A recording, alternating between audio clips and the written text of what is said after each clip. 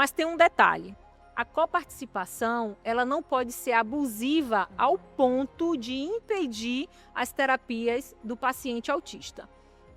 A gente tem visto muito planos de saúde cobrar coparticipação por cada sessão de terapia. Tá. E isso é abusivo e ilegal.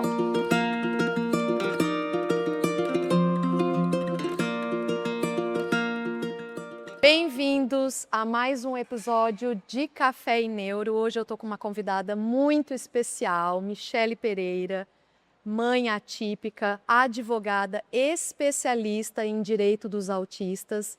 Michele, primeiro eu queria te agradecer por você estar aqui, por você ter aceito o nosso convite, ter doado o seu tempo para estar aqui conosco. Imagina, é um prazer enorme participar desse podcast, que fala de assuntos tão relevantes, inclusive o autismo. Então, para mim, é um prazer imenso. Que bom, fico Obrigada muito pelo feliz. convite. Eu que agradeço você. Na verdade, você vai me dar uma aula hoje, porque o meu público, os meus pacientes, eles me perguntam tantas coisas. Eu, como médica, tenho as mesmas dúvidas que eles. Então, no dia a dia, alguma coisa a gente sabe em relação às leis, mas eu fiz um compilado das perguntas que mais aparecem no consultório. Então, eu vou aprender junto com vocês. Michele, explica para nós o que é o BPC e o LOAS. Qual que é a diferença entre eles, os benefícios, qual que é a dica que você dá em relação a esse tipo de benefício? Tá, vamos lá, Lívia. Primeiro, BPC e LOAS é o mesmo benefício. Tá. O que significa? Benefício de prestação continuada, então BPC, e LOAS é a Lei Orgânica de Assistência Social. Então a gente chama de BPC LOAS, Tá. mas é um único benefício. Quem pode solicitar esse benefício? As pessoas que têm algum tipo de deficiência e que preenchem o critério da renda. Tá. Então, precisa fazer parte de uma família de baixa renda e precisa ter diagnosticado alguma deficiência. Tá. É importante deixar claro que o BPC LOAS só pode ser solicitado após o diagnóstico fechado. Muitas famílias pedem o BPC LOAS na fase de investigação e tem o seu pedido negado. Primeiro, tem que fechar o diagnóstico para depois fazer a solicitação do benefício. Perfeito. Minha próxima dúvida, o que é o CIPTEA e quais são os direitos práticos que ela garante? Tá. CIPTEA é uma carteira de identificação da pessoa com transtorno do espectro autista. É como se fosse um tipo de RG do autista. Ela foi criada justamente para trazer essa identificação específica. Tá. E ela traz também alguns direitos. Atendimento prioritário, que muita gente fala atendimento preferencial, mas a lei estabelece como prioritário. Acesso em alguns eventos, né? Pagando meia entrada, Tá. cinemas, teatros, Parques. parques, shows, eventos esportivos. Então, a CIPTEA ajuda nessa parte de acessibilidade do autista. E tem que ter o laudo, né? E qual que é o passo para eles irem atrás da CIPTEA? Tem que ter o laudo, o diagnóstico fechado. Você precisa procurar a Secretaria Municipal de Educação. Hoje, quase todas as secretarias fazem a CIPTEA de maneira online. Então, a pessoa, a família, envia toda a documentação, o RG, CPF, comprovante de residência, o laudo médico. E aí a Secretaria Municipal de Saúde faz a emissão da carteira CIPTEA. Muito bom saber sobre isso. Um assunto clássico do meu consultório, isenção de PVA. Como que funciona para criança autista, para quem, né, tem, quem é PCD na família? Lívia, o IPVA, ele é um imposto estadual. Então, Tá. cada estado vai criar as suas regras próprias de isenção. O que é que a gente tem visto na maioria dos estados? Valor do carro. Alguns estados adotam ali o valor de R$70 mil para isenção total do IPVA e de 70 até R$120 mil isenção parcial. Tá. Então, a família ela precisa reunir a documentação, como eu falei, RG, CPF, Tá. comprovante de residência, o laudo médico, entrar em contato com a Secretaria da Fazenda do Estado, o imposto estadual, e fazer a solicitação. Via de regra, não é necessário o auxílio de advogado para pedir a isenção do IPVA. Tá. É mais fácil de É, acontecer. só é um pouco burocrático, Tá, porque pelas documentações. isso, a Secretaria Tá. da Fazenda exige alguns documentos específicos. Tá. Então, de posse dos documentos, a família pode entrar no site da Secretaria da Fazenda, apresentar a documentação e solicitar a isenção do IPVA. Perfeito. Quando a pessoa com deficiência completa 18 anos, pensão encerra automaticamente? Foi uma pergunta que eu tive esses dias também por uma mãe. Muitas mães questionam, né, tem essa dúvida. E agora, como é que vai ficar as despesas? Quem vai me ajudar? E a resposta é não. A pensão alimentícia, para ser cancelada, a genitora ou o genitor, né, que também a mãe pode fornecer pensão, pode pagar pensão, não só o pai. Sim. Então, o responsável tem que mostrar que aquela pessoa não necessita mais da pensão alimentícia. No caso de uma pessoa autista, ela completando 18 anos, se ficar comprovado que ela não necessita mais do suporte financeiro, a pensão pode ser, sim, cancelada. Mas se é uma pessoa que continua fazendo terapias, que precisa do uso de medicações, então aquela pensão ela não pode ser cancelada e não é cancelada automaticamente. Inclusive, ela pode ser postergada para muito mais tempo, até que a pessoa não tenha mais necessidade do auxílio financeiro. Mas aí rola briga. Geralmente rola um pouquinho de Então é briga. algo que se estende, né? Sim, Como sim. muitas coisas. Então não precisa cessar, mas temos que correr atrás aí desse direito permanecer. Sim, tem que provar a necessidade. Tá. Agora eu vou fazer uma pergunta um pouco polêmica. Coparticipação. Tem limite? É legal cobrar coparticipação das terapias pelos planos médicos? É legal. Tá. A cobrança da coparticipação é legal. Tá. A coparticipação é um acordo feito entre o beneficiário e o plano de saúde. Tá. Então, esse percentual tem que estar estabelecido em contrato. Tá. Mas tem um detalhe. A coparticipação, ela não pode ser abusiva ao ponto de impedir as terapias do paciente autista. A gente tem visto muito planos de saúde cobrar coparticipação por cada sessão de terapia. Tá. E isso é abusivo e ilegal. Por quê? A partir do momento que o plano de saúde começa a cobrar por cada sessão de terapia, vai trazer uma onerosidade muito grande para a família e a família vai deixar de promover as terapias para aquela criança. Então, um exemplo, se a gente tem uma criança que precisa de 4 sessões de fono, 5 de psicólogo, 3 de psicopedagogo. Quando a coparticipação ela é inserida em cada sessão de terapia, Nossa. no final do mês, a família fica em dúvida. Eu vou pagar a mensalidade do plano ou eu vou pagar a coparticipação? Porque gera um valor, às vezes, absurdo. E a família não consegue pagar a coparticipação nem o plano de saúde. Por consequência, abandona as terapias da criança autista. O que acontece quando chega o valor da coparticipação e a família não tem condição alguma? Como que ficam? Ela para de fazer terapia, mas essa família fica devendo. Então assim, chegou o primeiro boleto, qual a orientação? Já entre em contato com a ouvidoria, registra uma reclamação em relação à abusividade da cobrança da coparticipação, checa se no seu contrato está constando o percentual correto, que geralmente é 30% a 50%. Se tiver ultrapassando, aí você pode judicializar o plano de saúde para baixar o valor, ou também fazer uma reclamação junto à ANS, né, que é a Agência Nacional de Saúde Suplementar. Que também é um processinho aí mais longo, né? Toda essa parte burocrática, né? É porque é necessário, eu sempre oriento as famílias, primeiro tentar de maneira administrativa. Então, reclama na ouvidoria, reclama na ANS, não surtiu efeito, judicializa, procura um advogado que entenda do assunto, que seja especialista na área e busca junto à justiça a redução desse valor. Perfeito, perfeito. Redução de jornada de trabalho. Os pais de crianças autistas têm direito à redução de jornada de trabalho e qual que é o primeiro passo para eles conseguirem esse direito? A redução de jornada de trabalho hoje, ela está prevista apenas para servidores públicos. Tá. A gente tem a Lei 8.112 de 1990, que é a Lei do Servidor Público Federal, que traz ali essa possibilidade, o regime de trabalho especial. Então, quem pode solicitar esse regime de trabalho especial? Quem pode solicitar essa redução de jornada?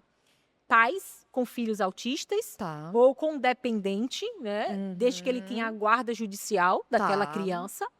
O servidor público, o próprio servidor público que recebeu o diagnóstico, ainda que de maneira tardia, ele pode também pedir a redução de jornada Interessante. para ele. Tá. E o servidor público que é casado, que tem um cônjuge com algum tipo de deficiência. Então, são essas três categorias: os pais, o próprio servidor e o servidor que tem o seu cônjuge com algum tipo de deficiência. Agora, Lívia, vale alertar que, para que seja feita, para que seja solicitada a redução de jornada, é necessário que se tenha uma justificativa de saúde. Então, enquanto Tá. servidor, vou solicitar a redução de jornada porque eu preciso acompanhar o meu filho autista nas terapias, por exemplo. Tá. Eu, servidor público autista, que recebi o diagnóstico de maneira tardia, eu preciso da minha redução de trabalho para fazer terapias para me cuidar.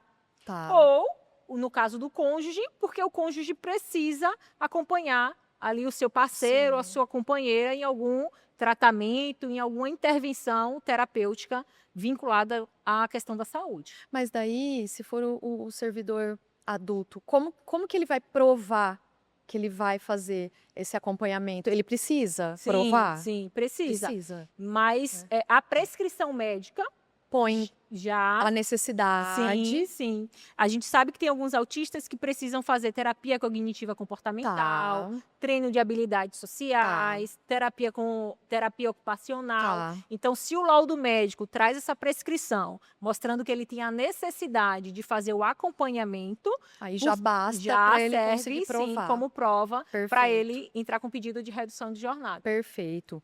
E no caso do servidor público seletista, são os mesmos direitos que do estatuário? Os mesmos direitos. Tá. A gente hoje não tem uma lei específica para o servidor público seletista, né? Conhecido como empregado público. Tá. Mas o STF já afirmou posicionamento que a Lei 8.112 de 90, ela é aplicável também ao servidor público seletista, o empregado público. E detalhe, alguns municípios e alguns estados não elaboraram lei permitindo a redução de jornada, mas isso não impede que o servidor faça o pedido de redução de jornada, porque, segundo o STF, a lei federal ela deve ser aplicada tanto para os funcionários públicos federais, estaduais e municipais. Nossa, essa informação é muito importante. Sim. Tem que ter muito conhecimento sobre isso, mas a população não tem acesso. Você vai ler em editais, é tudo muito difícil para eles entenderem, né? E muita gente acha que a redução de jornada só é possível para pais. Mas o autista adulto, ainda que não tenha passado num concurso público como o PCD, que recebeu o diagnóstico de maneira tardia, ele também pode ter direito à redução de jornada. Vamos falar agora de uma pergunta que me interessa muito. Qual a importância do laudo e o que vocês, advogados, mais consideram importante para nós colocarmos e ajudarmos essa família? Nossa, essa pergunta eu acho que é a mais importante de todas. Vamos lá prestar atenção nessa resposta, eu também. Por quê? Porque o laudo médico, ele é o documento central para a pessoa com transtorno do espectro autista. Eu falo sempre isso nas minhas redes sociais, no meu escritório, porque é através do laudo médico que a gente consegue firmar alguns direitos, que a gente consegue acessar alguns direitos. E, assim, infelizmente, a gente tem visto laudos médicos muito simples. Então, alguns médicos colocam ali, fechou o diagnóstico, o CID carimbou e entregou. E, gente, a gente precisa inserir informações nesse laudo médico. Então, quanto mais detalhado for o laudo médico, melhor será para o paciente, mais fácil será ele ter acesso aos direitos Certo, dele. Então, certo. quais são as comorbidades que aquele paciente tem? Como ele está hoje, o que ele precisa, quais são as demandas, a importância de ele fazer tudo que o médico está pedindo, A a urgência de urgência, se iniciar o tratamento. citações de estudos científicos que às vezes muitos advogados pedem. Isso é necessário? Ou você acha que dá para ser mais amarrado na necessidade daquela criança? Eu acho que tem que ser mais amarrado na necessidade da Tá. criança. Pode até mencionar algum artigo, tudo bem, mas não muito. Porque, Tá. por exemplo, quando a gente acessa o judiciário para poder apresentar a situação daquela criança, eu tenho que partir da premissa que o juiz não entende de autismo. Então, o que ele vai analisar? Tá. Quais são as necessidades dessa criança?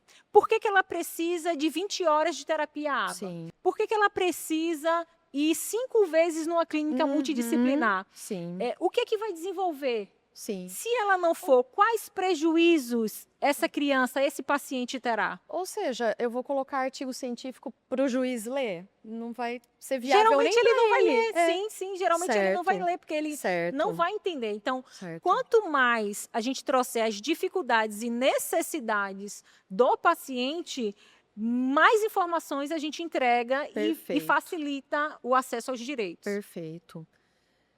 Bolsa Família. Pode dificultar acesso aos direitos? Não, de maneira nenhuma. O Bolsa Família não interfere em nada, é um programa assistencial. Algumas pessoas que recebem Bolsa Família podem também receber o BPC Loas, vai depender muito da renda familiar, mas não impede o acesso a nenhum outro direito, o fato da família receber o Bolsa Família. Então, nossa, essa é uma pergunta que eu recebo demais, aí eu fico, será? E a gente tem medo, né, de ler algumas coisas em Google, em ChatGPT, porque Verdade. realmente vem muita coisa diferente escrito. Qual que é o principal erro que as famílias cometem ao buscar os direitos? E qual dica que você dá para uma família hoje que acabou de receber um laudo de uma criança que realmente tenha bastante necessidade? Eu acho que o principal erro é não buscar a informação adequada. Informação é a base de tudo. A informação vai permitir que você acesse vários lugares, conquiste vários direitos. Então, se eu estou com dúvida em relação ao posicionamento da escola com o meu filho, eu vou buscar alguém que me oriente a respeito disso. Se o plano de Perfeito. saúde está negando as terapias, eu vou buscar alguém que tenha conhecimento a respeito disso. Então, hoje, apesar da gente estar numa época de informação rápida e relativamente acessível, algumas famílias acabam não buscando as informações necessárias e ficam andando ali em círculo, sem saber para onde ir, Exatamente. como resolver. Então, E a gente perdendo tempo, o médico, Perdendo ai tempo. meu Deus do céu, passando essa neuroplasticidade, sim, as dores da família. sim. Perfeito. E só para concluir, Lívia, respondendo a sua segunda pergunta, eu passei por essa fase, né, de receber o diagnóstico do meu filho, também me senti um pouco perdida, confusa, até entender tudo. E hoje o conselho que eu dou para uma mãe que acabou de receber o diagnóstico é buscar informação sobre os melhores médicos, neuropediatras, psiquiatras, conversar com outras mães que já receberam também esse diagnóstico, procurar dentro da sua cidade os melhores profissionais para fazer ali as Perfeito. terapias. Então, é um passo de cada vez, não adianta. Vai chegar a determinada fase que você vai começar a compreender toda a sistemática, mas é um passo de cada vez. Perfeito, ótima dica. Pessoal, então eu reuni as perguntas que mais aparecem no consultório, todas foram respondidas por doutora Michele. Vou convidá-los a seguir o Instagram, a gente vai deixar o Instagram da doutora Michele aqui, porque lá todo dia você coloca dicas diferentes. Eu estudei um pouco pelo Instagram da doutora Michele, respondi muitas dúvidas e só quero te agradecer acho que poderia rolar também, eu falo para todos que estiveram aqui, uma parte 2, uma parte 3, porque tem muito mais coisa, por exemplo, a gente não falou um pouco de PEI, de direitos de escola, mas quem sabe nos próximos congressos que nos encontrarmos, a gente faz aí uma parte 2. Será um prazer, doutora Michele, Lívia. muito obrigada pelo seu Imagina. tempo cedido, pela sua aceitação em vir aqui conversar conosco. E eu quero te dar um presente, uma lembrancinha do nosso Obrigada. café.